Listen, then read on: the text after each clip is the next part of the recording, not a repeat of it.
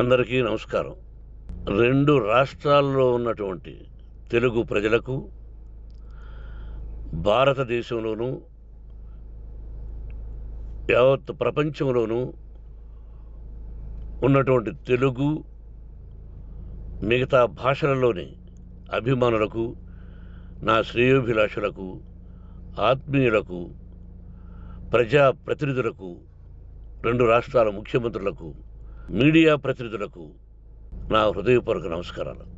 గత 4 రోజులుగా ఏవేమి జరుగుతున్నదని అందరికీ తెలుసు.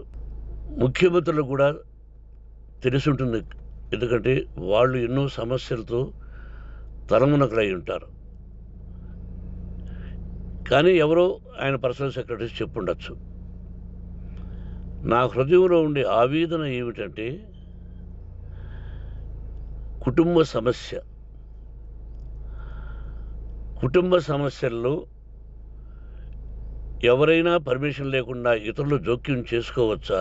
మీరే ఆలోచించండి. 100% అనాల్సిన అవసరం లేదు. కనీసం 95-99% కుటుంబ సమస్యలు ఉంటూ ఉంటాయి. అంటే మేమంతా నటులం కాబట్టి మా విషయాలు, పాపులర్గా ఉన్నటువంటి రాజకీయ నాయకుల విషయాలు, కొంతమంది ఉన్నవి లేనివి, లేనివి ఉన్నవి చెబుతూ ఉంటారు. చెప్పేవాడు కూడా ఆలోచించాలి, వాళ్ళ మనసులు, వాళ్ళ కుటుంబ సమస్యలు అని. ఇదంతా ప్రజలకు తెలుసు. కానీ ఎందుకులే మన పనులు మనం చేసుకుందాం అని అందరూ సైలెంట్గా ఉన్నారు.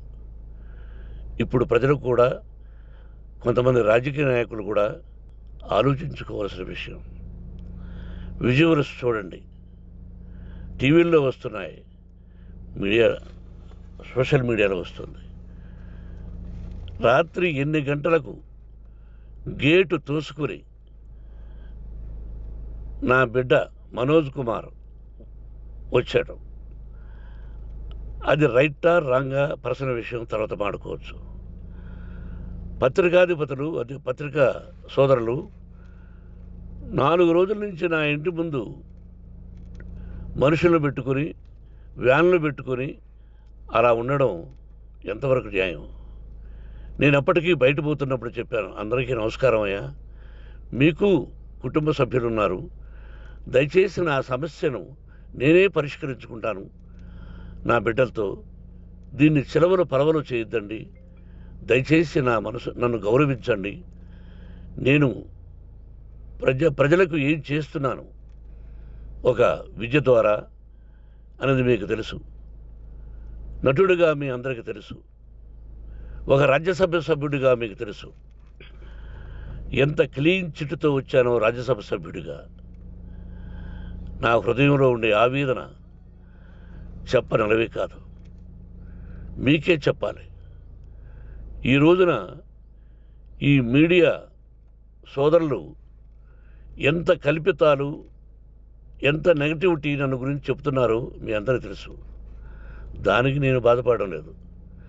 మీరు ముఖ్యంగా తెలుసుకోవాల్సింది, రాత్రుల్లో గేటు తోసుకుని, గేటు పగలగొట్టి పర్మిషన్ లేకుండా ఎవరైనా రావచ్చా? మీరే చెప్పండి. వచ్చిన వాళ్ళు అందరూ మీడియా సోదరులా, లేకపోతే ఇంకెవరైనా నా మీద పగ, రాగద్వేషాలతో ఏదో ఒక ఛానల్ చేతులు పెట్టుకుని అలా వచ్చి ఉంటారేమో సందేహం. కానీ వాళ్లను కొట్టాలని, తిట్టాలని మనసా వాచ దైవ సాక్షిగా నేను అలా ఆలోచించేవాడిని కాదు. ఎందుకు? వాళ్ళు ఉద్యోగస్తులు, నేను కూడా ఉద్యోగస్తునే, అందరూ కూలివాళ్ళం. భగవంతుడు ఇస్తుంటాడు మనకు కూలి. ఎవరికి ఏమిటి అనేది ఆయన నిర్ణయిస్తాడు. ఇది మీ అందరికీ తెలుసు. వాళ్లకు నేను చెప్పినా వినకుండా ముందు నమస్కారం పెట్టాను. అయినా అతను నేను కొట్టామనే చెప్తున్నారు తప్ప, మైక్ తీసుకెళ్ళి నోట్లో పెట్టాము, నా కన్ను పోవలసింది. కన్ను పోయి ఉంటే అప్పుడు నేను కేసులు పెట్టాలి. అది నా కన్ను పోలేదు, కొంచెం తగిలింది కంటి కింద, నేనే ఎస్కేప్ అయ్యాను. లేకపోతే నా జీవితం గుడ్డిదయ్యేది. అతనికి తల కాదు చెంప మీద తగిలిందన్నారు. ఓకే, ఆ చీకట్లో ఎలా జరిగిందన్నది వాస్తవమే. మైకు లాక్కోవడం, వాడు నన్ను కేకలేయడం, ఆ దీనిలో ఘర్షణ జరిగింది. నేను కొట్టిన దెబ్బ అతనికి తగిలింది అన్నారు. దానికి హృదయపూర్వకంగా బాధపడుతున్నా. అతను నాకు తమ్ముడే. ఒక తల్లి బిడ్డలం కాకపోయినా I love them, I like them. అటువంటిది ఈ రోజుకి బాధపడుతున్నా నేను. అయ్యో, అతని భార్య ఎంత బాధపడుతుందో, అతని పిల్లలు ఎంత బాధపడుతున్నారో అని నేను ఆలోచిస్తున్నా. మరి నేనెంత ఆవేదనకు గురి హాస్పిటల్లో అయ్యానో. నటించింది సినిమాలో నటిస్తాను తప్ప నిజ జీవితంలో నటించాల్సిన అవసరం లేదు. నాకున్నది ఒకటి ధైర్యం, సాహసం. నీతిగా, న్యాయంగా, ధర్మంగా బ్రతకాలన్నది నా ఆలోచన. ఎందుకు కొట్టాలి? గేటు బయటుండి నేనేమైనా అసభ్యకరంగా వాళ్ళని కొట్టుంటే డెఫినెట్గా నా మీద 50 కేసులు కాదు 100 కేసులు పెట్టి నన్ను అరెస్ట్ చేయొచ్చు. లేకపోతే నేనే పోలీస్ స్టేషన్ పోయి, అయ్యా, ఆవేశంలో నా ఇంటి బయట ఉన్న వాళ్ళను కొట్టాను, నాది తప్పే అని పోలీస్ స్టేషన్కి ధైర్యంగా పెడతాను. కానీ ఇంటి లోపలికి వచ్చి నా ఏకాగ్రతను, నా మనశ్శాంతిని భగ్నం చేశాడు. ఆల్రెడీ నా బిడ్డ చేస్తున్నాడు. అయినా నీ కన్నబిడ్డ, ఎప్పటికీ నీ కన్నబిడ్డే. ఏదో ఒక రోజున న్యాయం జరుగుతుంది, మేము కూర్చొని మాట్లాడుకుంటాం. దీనికి మధ్యవర్తులు అక్కర్లే.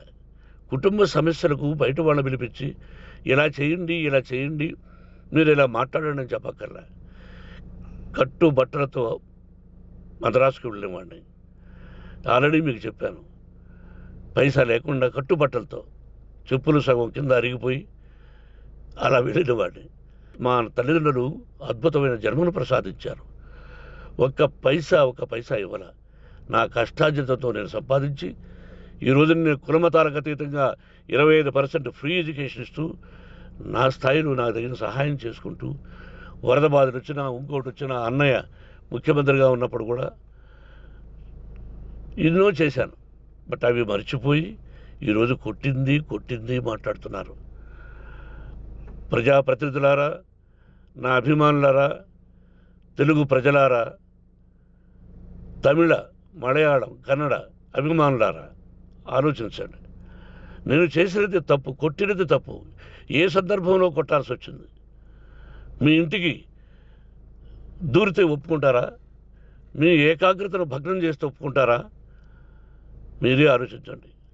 న్యాయాధిపతులు కానీ, ప్రజాప్రతినిధులు కానీ, అభిమానులు కానీ, వ్యాపారస్తులు కానీ, ఇదే మీడియా ప్రతినిధులు కూడా వాళ్ళ ఇళ్ళలోకి ఎవరైనా దూరి, ఏయ్ మమ్మల్ని గురించి ఇలా రాశావు అని ఆ ఇళ్ళల్లోకి ఒక 10 మంది వెళితే వాళ్ళు దండం పెట్టి పంపిస్తారా? ఏం చేస్తారు చెప్పండి? మీకు టీవీలు ఉన్నాయి, మాకు టీవీలు లేవు. నేను కూడా రేపు టీవీ పెట్టచ్చు. అది కాదు గొప్ప. నా హృదయపూర్వకంగా చెప్తున్నా. అతని మనసును బాధ పెట్టినా, అతను గాయమైన దానికి చాలా చింతిస్తున్నాను. చింతించే లాభం ఏమిటండి అంటే, మరి ఏం చేయాలి? మీరు చేసిందంటే మళ్ళీ చెప్తున్నా. అసలు అతను నిజంగా జర్నలిస్టా కాదా అని ఆ చీకట్లో నాకు ఎలా తెలుస్తుంది? టీవీ 9 అని నాకు ఎలా తెలుస్తుంది? ఏదో ఒక కంటి మీదకి ఒక మైక్ వచ్చింది, దానికి అబక్కం లాక్కున్నాను. ఇది వాస్తవమే, అసత్యం కాదు. అది టీవీ 9, ఆ టీవీ 9 మైక్నే లాక్కోవాలి. అది ఏంటండి? నేనేమన్నా మూర్ఖుడినా? వాళ్ళందరూ నాకు కావలసిన వాళ్ళే. ఈ రోజున ఆ రజనీకాంత్, అతను కూడా ఎన్నో ఫోన్లు నేను చాలా సందర్భాల్లో మాట్లాడున్నాను. ఇట్స్ లైక్ మై సన్నా, లేకపోతే బ్రదరా, అలా ఉంటాం. మరి ఈ విషయంలో మాత్రం మీరు అందరూ అంటే మీరు చేసినది తప్పు అని మీరు ఒక్కరు అనలేదే. కానీ జర్నలిస్టు సోదరులు, ఒక ఆడపడుచు, దాదాపు ఒక 5-6 మంది ఆడపడుచులు, ఒక 5-6 మంది సోదరులు, వాళ్ళందరూ మాట్లాడారు. కొట్టడం తప్పైనా ఏ సందర్భంలో కొట్టవలసి వచ్చింది, ఇవన్నీ క్లియర్గా మాట్లాడారు. ఆయన్ని మీరు చెప్పరు. కాబట్టి పైన భగవంతుడు చూస్తున్నాడు. పోలీస్ అంటే నాకు ఇష్టం. ప్రజలను కాపాడవలసిన బాధ్యత వాళ్ళది, రక్షణ కల్పించవలసింది. నా విద్యాలయానికి కూడా ఐపీఎస్లు ఐఏఎస్లు అయిన విద్యార్థులు ఉన్నారు. వాళ్ళకు న్యాయం ధర్మం నేర్పించి పంపించాను నా ఇన్స్టిట్యూషన్లో. But they are perfect. కొంతమంది ఐపీఎస్లు ఐఏఎస్లు డీసీపీలు ఇలా చాలామంది ఉన్నారు. బట్ ఎక్కడెక్కడో పనిచేస్తున్నారు. వాడు నా బిడ్డలు. మరి వాళ్ళు కూడా పోలీసు ఉద్యోగస్తులే కదా, న్యాయంగా ఉన్నారు కదా. కానీ ఇక్కడ మాత్రం ఏకపక్ష నిర్ణయం ఏమి చేస్తున్నారో మీరే ప్రజలారా చూడండి, ఆలోచించండి. నేను న్యాయమా అన్యాయమా, నేను చేసింది న్యాయమా అన్యాయమా, మీరే ఆలోచించండి. నా ఇంటికి తలుపులు బద్దలు కొట్టి రావడం న్యాయమా, మీరే చెప్పండి. ఎల్లప్పుడూ మీ ఆశీస్సులు కోరుకునే మీ మోహన్ బాబు. నమస్కారం.